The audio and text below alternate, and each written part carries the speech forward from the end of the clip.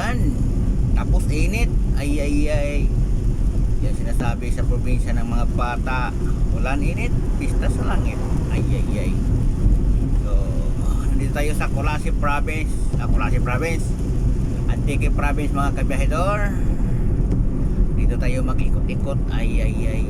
Papunta tayo ng Sebasti Antique, tapos Colase Antique, tapos Tipiao. So doon na tayo makatulog dito sa Barbasa Antique. Ay ay ay. So mainit tapos maulan. So talaga naman ganito ang sistema dito sa Antique kabihedor. Napakainit tapos napakaulan din. So hindi naman malakas ang ulan, ambon lang. Parang naligaw yata ito na ulap.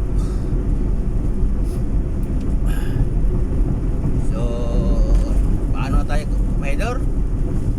Sebasti Antique.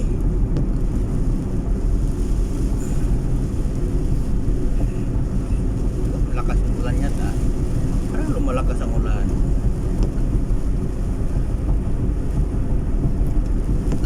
Sebasti Antique mga kabihedor ang area natin ngayon. So ito ang sitwasyon ng highway ng Sebasti Antique, 4 lanes. So kaunti lang ang dumadaan. Sana ganito lahat na kalsada, no? O dyan sa Cebu ba, no? Kaso lang SRP lang ang medyo lapad-lapad dyan mata-traffic pa. Dito wala ang traffic. Matraffic lang dito kung meron pista sa bayan, tapos magparid sa kalsada, talagang mata-traffic kasi magparid So napakita ko sa inyo kabihedor ang magandang view dito sa Sebasti Antique main road. Wala ng ulan. So klarong-klaro na ang natin, ang panahon natin, klaro na talaga. So napaka-plain ng daan dito mga kabihedor. Kita nyo naman ang asfalto. Dito banda ito 2 lanes lang pero malapad na rin.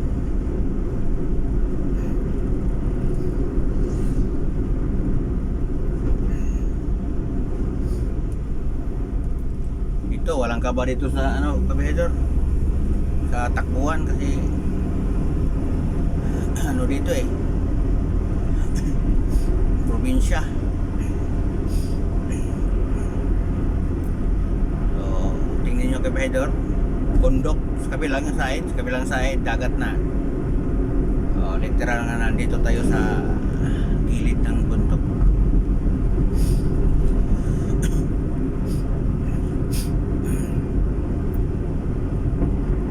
Ito ang napakagandang ng Sebasti National Road.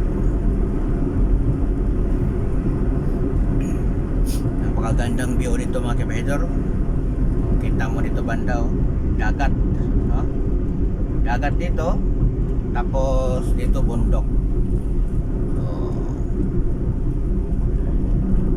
ganito lang sa Sebasti Antique mga kabihedor.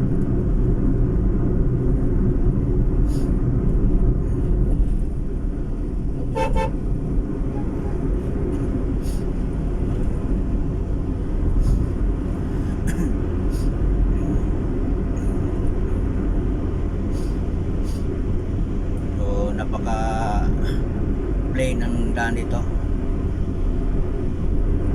So papunta tayo ng Colase, tapos ng Sebasti, Colase, Tipiao, tapos Barbasa ang pinakalas natin. Para bukas punta naman tayo doon sa may papuntang San Lucena, banda. So marami ng bukas, maraming schedule bukas.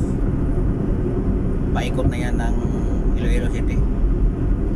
Thank you for watching mga kabiyahedor. So pinakita ko naman sa inyo ang daan